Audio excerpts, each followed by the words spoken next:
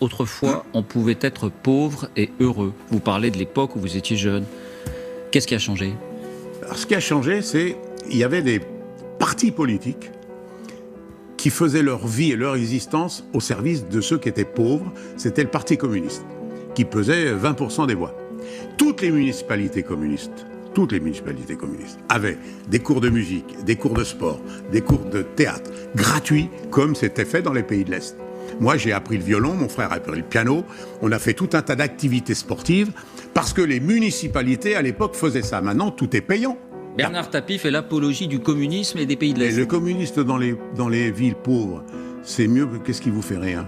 A priori, on n'attendait pas forcément. Eh bien, vous savez, la différence entre nous deux, c'est que moi, le soir, je mangeais du café au lait. Vous voyez? Pas vous. Eh bien, c'est ce qui fait que mon père était communiste. Et que j'ai été fier de mon père. Et que j'ai été heureux, pour revenir à ce que vous disiez, parce que notre bonheur était placé là où il faut le placer, c'est-à-dire la famille, les enfants, la piscine gratuite, la musique gratuite. Un jour, je vous parlerai de ce que c'est dans les familles immigrées. Mais peu importe, c'est pas le sujet. Avouez que c'est surprenant de vous entendre dire. Est-ce que c'est pas plutôt Bernard Tapie, parce qu'à l'époque, il y avait des perspectives et qu'on avait le sentiment que si on était pauvre, son enfant serait plus riche que soi?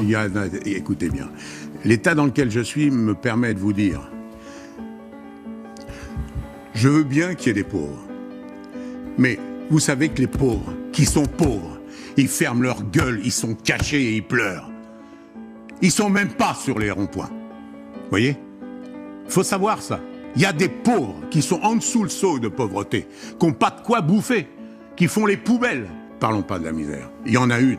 Et celle-là, je peux vous garantir qu'il faudrait un jour qu'on s'en occupe, parce que je suis malheureux de savoir qu'il y a 5 millions de gens qui sont en dessous le seuil de pauvreté aujourd'hui. C'est comme ceux qui se plaignent de Mélenchon. J'entends dire beaucoup de mal de Mélenchon. Je vais vous donner un conseil. Priez pour qu'il reste là où il est. Parce que tant qu'il sera là, lui, je peux vous garantir qu'il n'y aura pas d'alliance avec le Front National. Je suis pas sûr que ça sera la même chose avec ceux qui veulent sa place. Vous parlez d'une alliance entre la France Insoumise et le Front National, à l'italienne, entre guillemets. Oui, et bien tant que Mélenchon sera là, vous ne le ferez pas voter pour le Front National. Mais c'est un des derniers remparts.